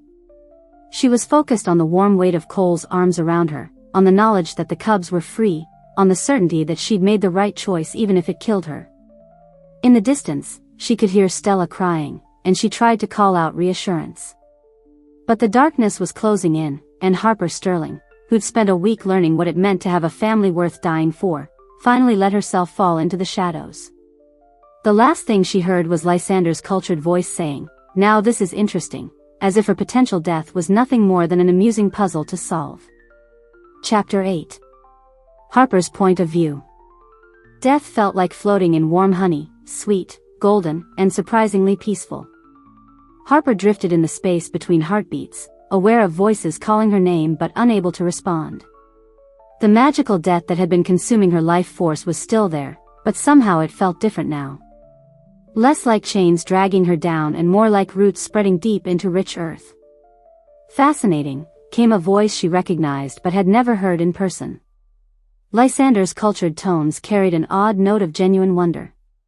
"She's not dying, Natasha. She's transforming." "Impossible," Natasha spat, but Harper could hear the fear creeping into her voice. The magical debt should have killed her by now. No one can sustain that much supernatural energy.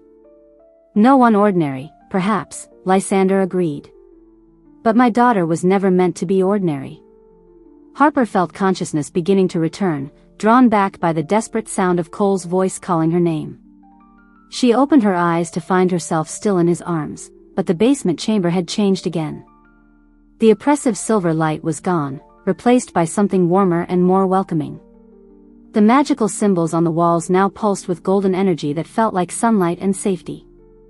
"Harper," Cole breathed, his dark eyes wide with relief. "Thank God.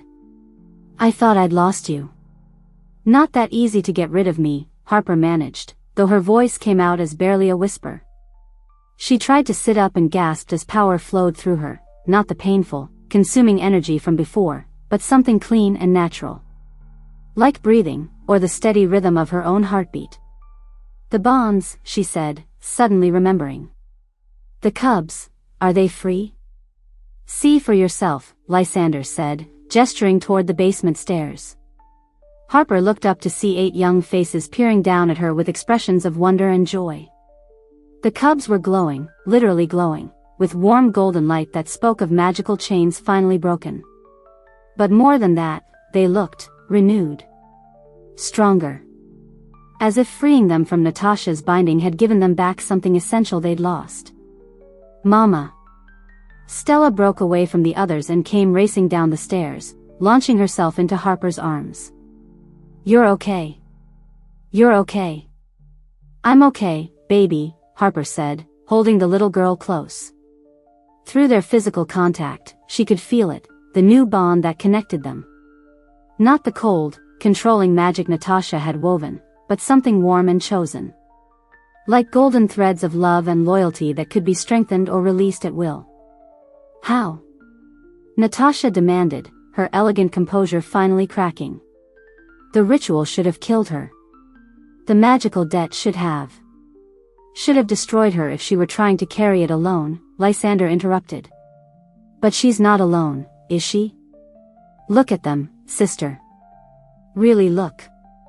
Natasha's gaze swept over the cubs, and Harper saw her face go white with understanding. They're choosing to share the burden. They're feeding power back to her. Not feeding, Ethan corrected, speaking for the first time since the chaos began. Choosing. We're choosing to be her pack, to help her carry what needs carrying.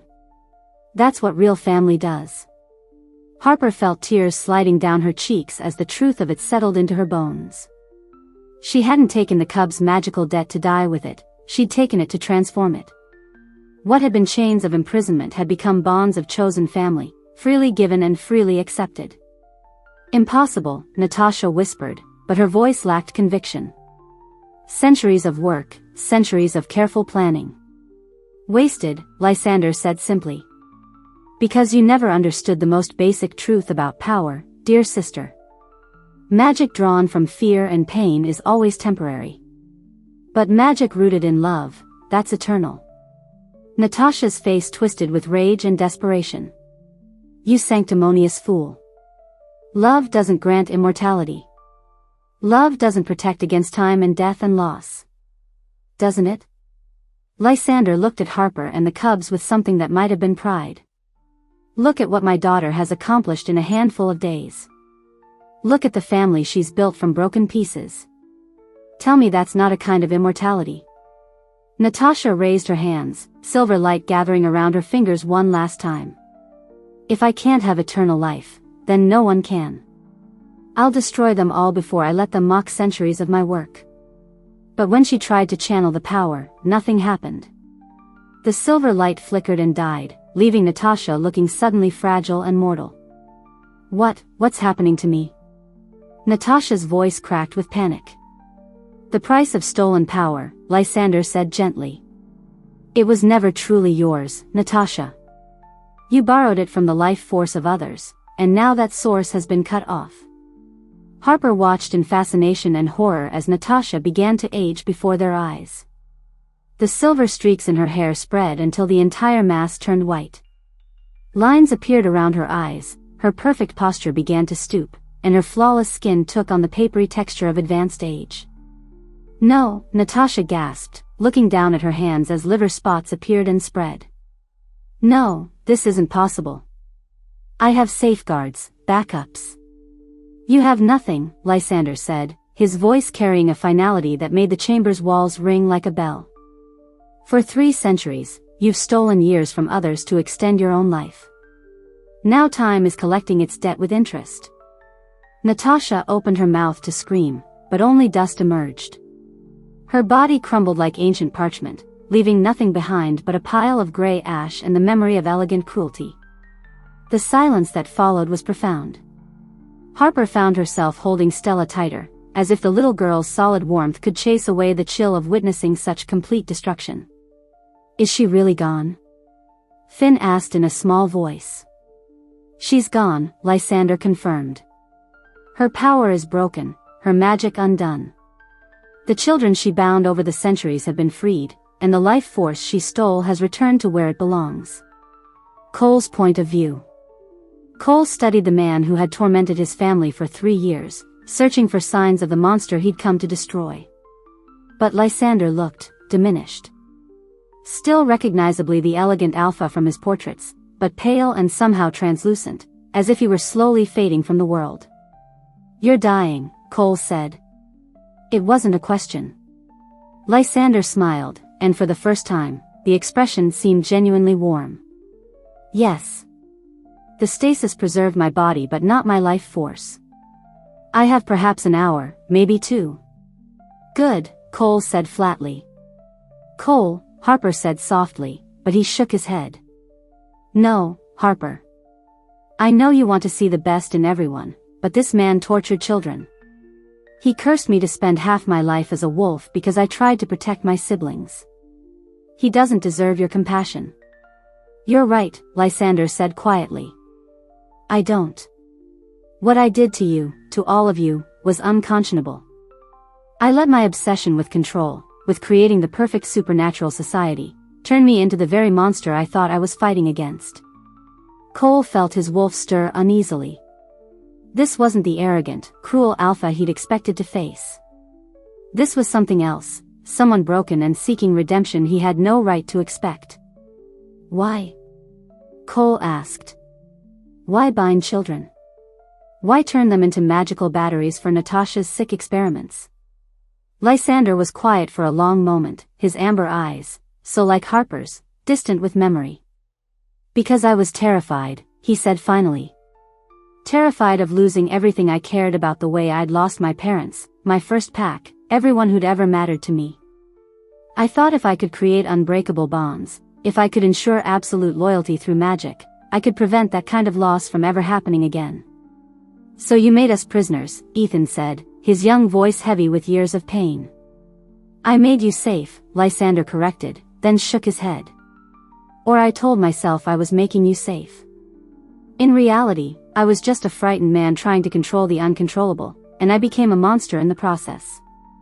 Cole watched Harper struggle with the revelation, her compassionate nature warring with the reality of what Lysander had done.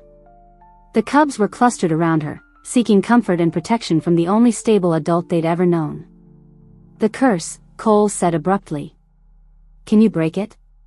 Lysander looked at him with something that might have been regret. I could. But I suspect that won't be necessary much longer. What do you mean? Instead of answering directly, Lysander turned to Harper. Tell me, daughter, how do you feel?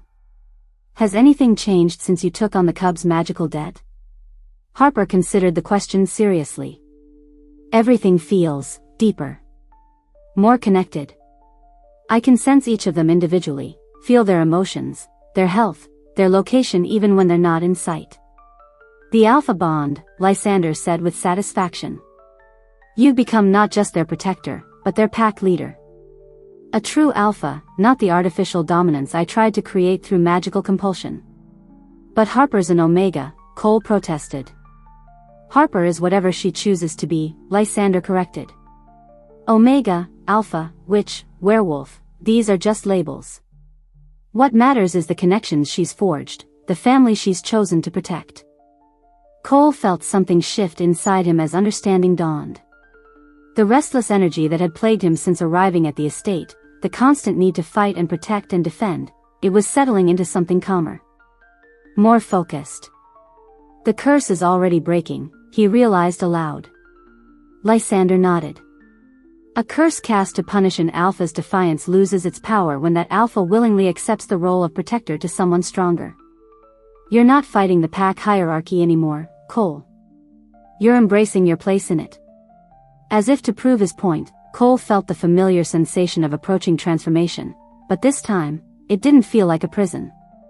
It felt like choice. He could shift if he wanted to, remain human if he preferred. The magic was his to command, not the other way around. Why are you telling us this? Cole asked. Why help us after everything you've done? Lysander looked at Harper, and Cole saw genuine love in the dying man's eyes. Because she's everything I hoped she would be and nothing like what I feared. I wanted to create the perfect alpha through magical manipulation and careful breeding.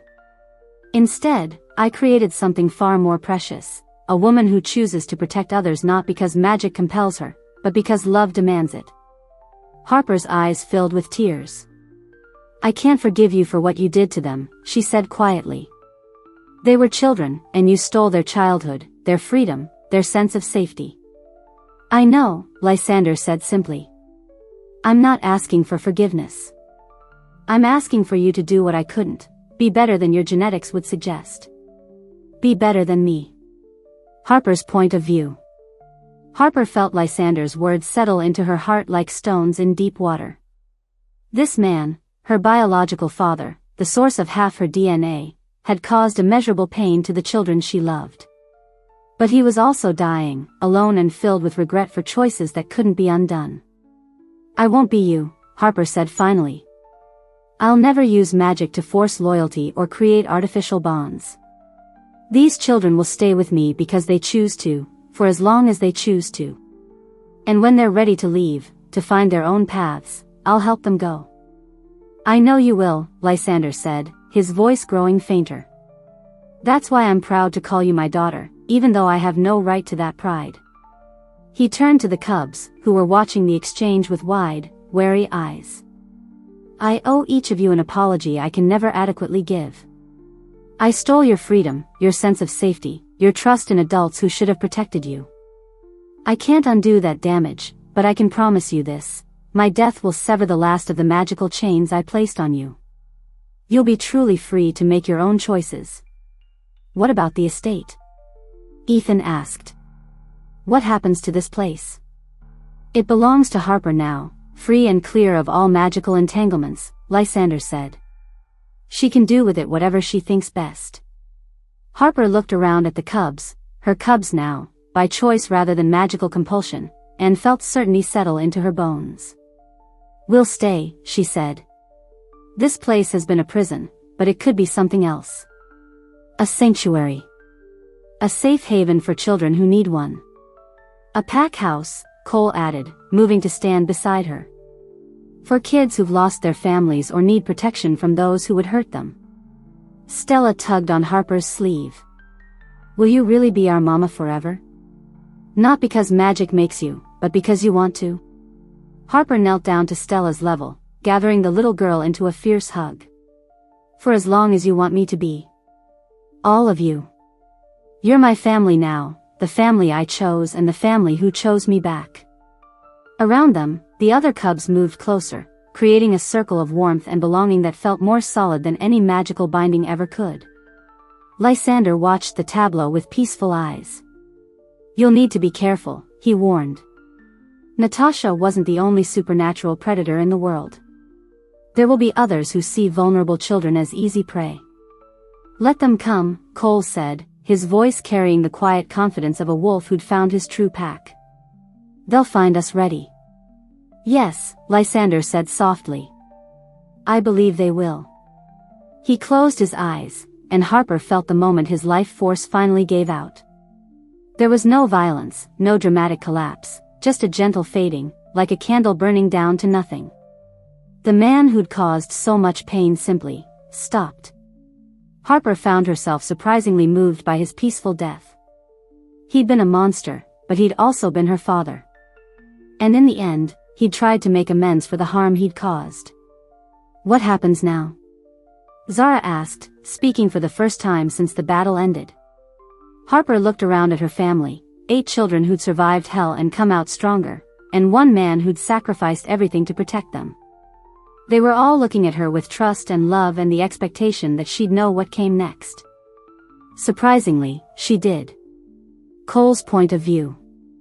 3 months later, Cole stood on the mansion's renovated front porch and watched Harper direct the controlled chaos of 8 children preparing for their first full moon run as a free pack. The estate had been transformed, walls repaired, windows unboarded, rooms filled with laughter instead of fear. Finn, no shifting until we're all outside, Harper called as the 10-year-old began to sprout claws. You know the rules. But I'm excited, Finn protested, though he obediently pulled his claws back in. We all are, Harper said with a smile that made Cole's heart clench with love. But patience is part of being pack. She'd grown into her role as alpha with natural grace, leading through love and example rather than dominance. The children flourished under her care, their supernatural abilities returning stronger than ever without the magical bindings to suppress them. You're staring, Ethan observed, appearing beside Cole with the silent grace all the cubs had developed. Am I? Cole asked mildly. You always stare at her, Ethan continued. It's disgustingly romantic. At 16, Ethan had appointed himself the pack's unofficial guardian of propriety, despite the fact that he clearly approved of the relationship between his sister figure and brother figure. When are you going to make it official? Stella asked, having snuck up on Cole's other side with the stealth that made her the pack's best scout. Make what official? Cole asked, though he knew exactly what she meant. The mating ceremony, dummy, Rosa said, appearing with her twin Rico in tow. At 9, the twins had developed a disturbing ability to coordinate their mischief across large distances. We want a party, Rico added helpfully. With cake. And dancing, Rosa continued. And pretty lights like Harper made for Zara's birthday, Rico finished. Cole looked down at the expectant faces surrounding him and realized he was outnumbered. You've all been plotting, haven't you? Harper deserves a proper ceremony, Ethan said seriously. She saved us. She chose us. She deserves to know that someone chose her back, officially and in front of everyone. I choose her every day, Cole said quietly. But she doesn't know that, Stella said with 6-year-old wisdom. Sometimes grown-ups are stupid about saying important things out loud. Cole couldn't argue with that logic. He'd been thinking about the mating ceremony for weeks, had even spoken to the local supernatural council about making their bond officially recognized.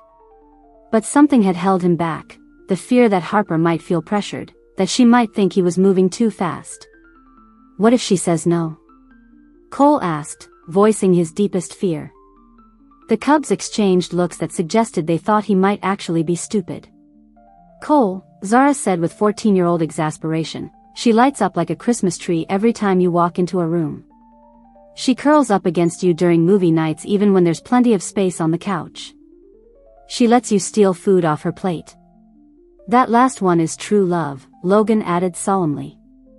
Harper never shares her dessert with anyone else. Before Cole could respond, Harper's voice called from the lawn. Everyone ready? The moon's almost at its peak. Cole looked up to see her standing in a pool of silver moonlight, her face radiant with joy and anticipation. She'd braided flowers into her dark hair, Stella's suggestion, and wore a simple dress that flowed around her like water. She looked like a fairy tale come to life, like every dream he'd never dared to have. Actually, Cole said, making a decision that felt as natural as breathing, there's something I need to do first. He walked down the porch steps and across the lawn to where Harper stood waiting. The Cubs followed, arranging themselves in a loose circle around the two adults with the instinctive understanding that something important was about to happen. Harper, Cole began, then stopped. All the words he'd practiced, all the speeches he'd rehearsed, seemed inadequate for this moment. Yes? Harper asked, her amber eyes warm with curiosity. I love you, Cole said simply. I love your strength and your compassion and the way you turned a house of horrors into a home full of laughter. I love how you sing off-key in the shower and how you always give the Cubs extra dessert when you think I'm not looking. I love that you chose us, all of us, even when it meant giving up the life you'd planned. Harper's eyes filled with tears, but she was smiling. Cole. I'm not finished, Cole said, dropping to one knee on the moonlit grass. I love that you see the best in everyone, even broken alphas with trust issues and anger management problems.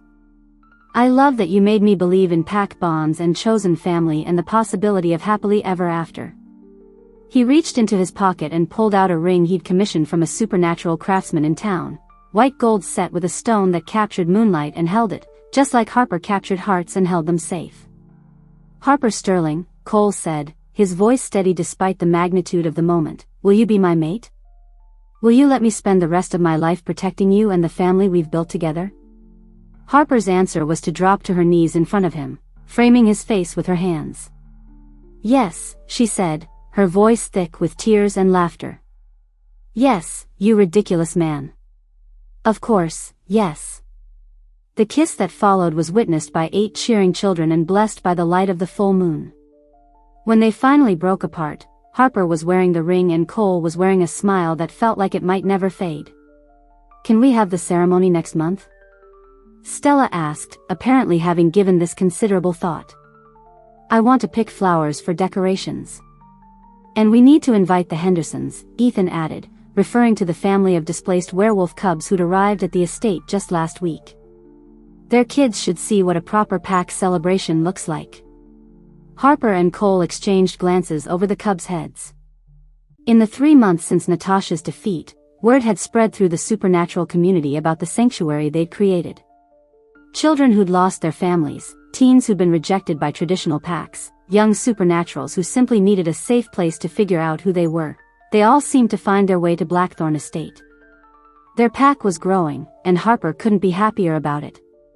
Next month sounds perfect, Harper said, standing and helping Cole to his feet. But right now, we have a moon run to complete. And I believe someone mentioned racing to the old oak tree. The cubs whooped with excitement, beginning their transformations in the careful, controlled way Harper had taught them. Soon the lawn was filled with wolves of various sizes, all looking expectantly at their alpha and her mate.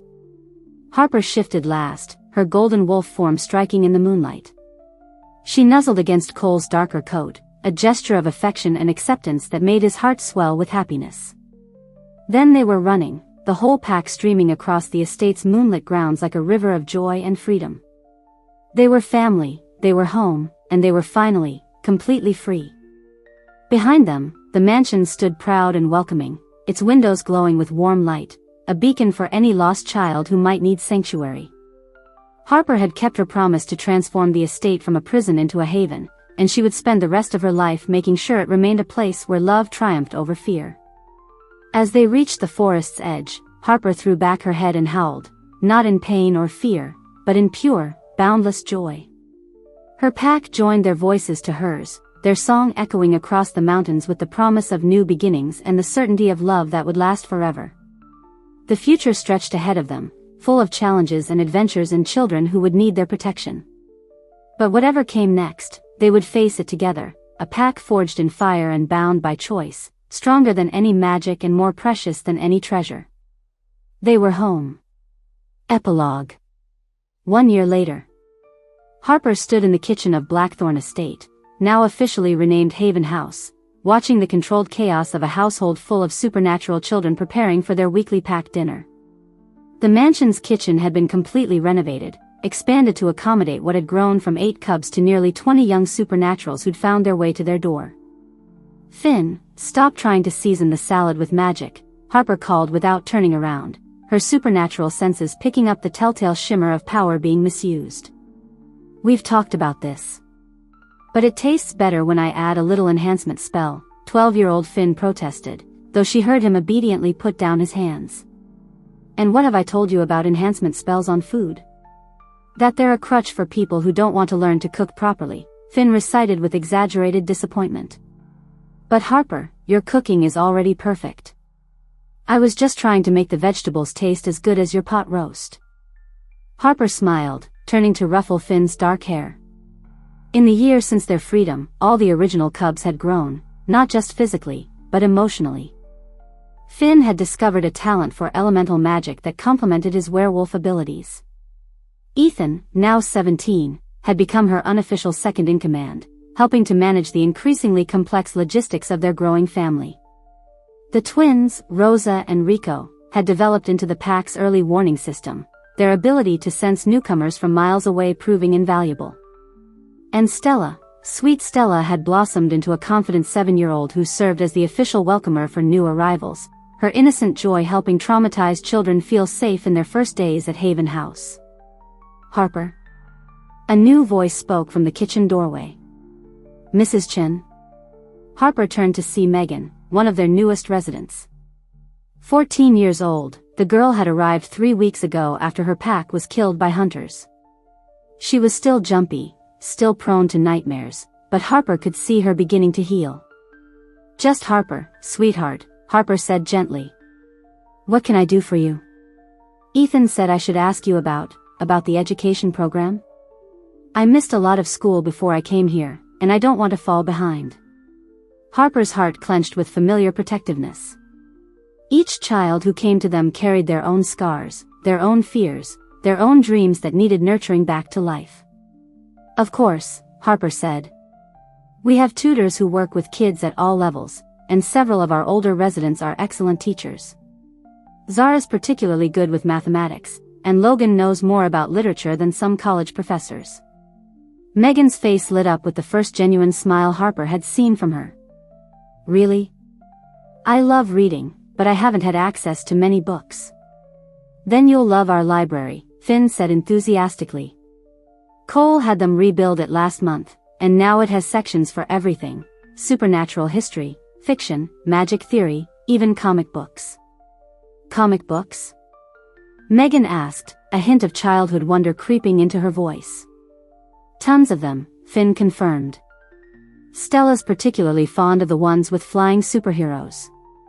Harper watched Megan's posture relax slightly, saw the moment she began to believe that maybe, just maybe, she could be safe here. It was a transformation Harper had witnessed dozens of times over the past year, and it never stopped filling her with awe and gratitude. Megan, Harper said gently, why don't you go find Zara? I think she's in the study hall helping some of the younger kids with their homework. You can see what the education program looks like, and if you're comfortable, maybe join in. Megan nodded eagerly and hurried off, her step lighter than it had been since her arrival. She's getting better, Finn observed, echoing Harper's thoughts. They all do, eventually, Harper said. It just takes time and patience and love. And good food, Finn added solemnly.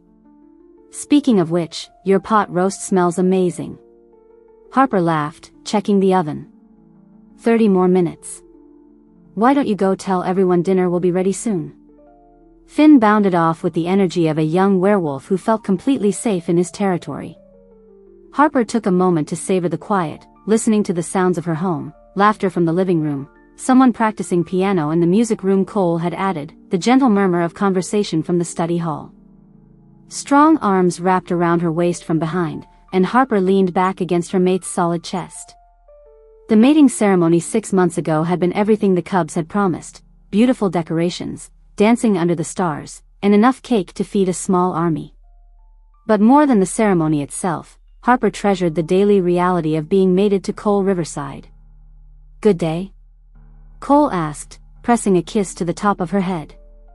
Very good, Harper said, turning in his arms. Megan asked about the education program, and I think she's ready to start integrating with the group activities. That's progress, Cole agreed. And the Jenkins family? Harper smiled. The twins are already calling Stella their little sister, and their parents are interested in the pack dynamics workshop you suggested. I think they're going to fit in perfectly. The Jenkins family represented something new for Haven House, an intact werewolf family who'd sought them out not because of tragedy, but because they'd heard about the community Harper and Cole were building. Parents who wanted their children to grow up around other supernatural kids, to learn pack dynamics in a healthy environment rather than the often harsh traditional structures. Speaking of fitting in, Cole said, his dark eyes sparkling with mischief, Stella has a question for you. Oh no, Harper said with mock dread. What kind of question? The kind that involves whether we're planning to give her any baby brothers or sisters anytime soon. Harper felt heat flood her cheeks. She and Cole had talked about children, of course they had, but with the sanctuary growing so rapidly, they'd agreed to wait until things stabilized. What did you tell her? Harper asked. That it was a grown-up decision that grown-ups make together, Cole said diplomatically. But I may have also mentioned that we're not opposed to the idea. Cole Riverside, Harper said, trying to sound stern despite the warmth spreading through her chest. Are you trying to tell me something? I'm trying to tell you that I love you, Cole said simply. I love the family we've built, the home we've created, the way you make broken children believe in safety again. And if you want to add to that family in a more traditional way, I'd be honored to help. Harper stood on her toes to kiss him, pouring all her love and gratitude and hope for the future into the gesture. When they broke apart, she was surprised to find tears on her cheeks. Happy tears, she assured him quickly. Very, very happy tears. Is that a yes?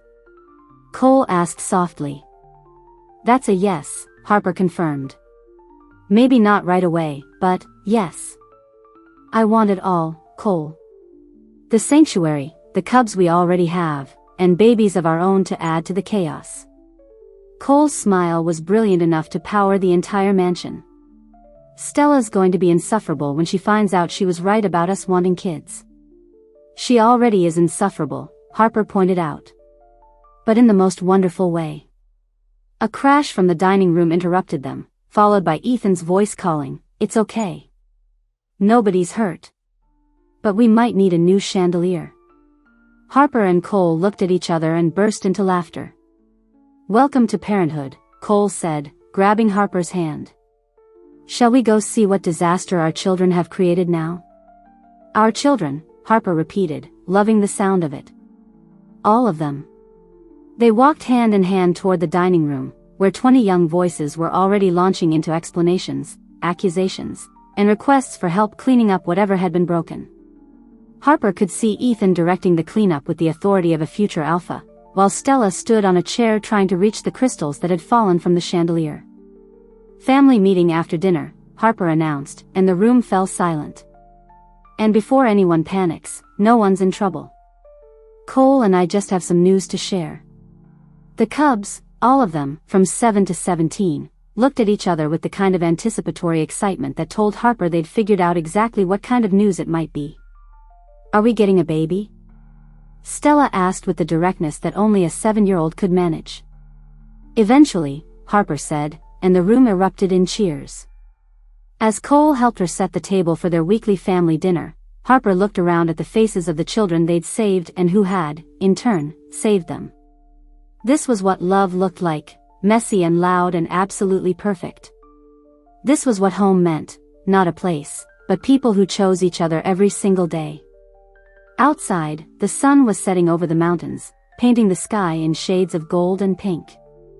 Somewhere out there, other lost children were still searching for safety, for family, for hope. And Harper knew that tomorrow, or next week, or next month, some of them would find their way to Haven House. She and Cole would be ready for them. They would always be ready. After all, they were in the business of creating families, building hope, and proving that love, chosen, fought for, and freely given, was the strongest magic of all. This was their inheritance, not property or power, but the knowledge that home wasn't something you were born into. It was something you built, one rescued heart at a time. Thank you for listening to this story. Subscribe, like and share for more.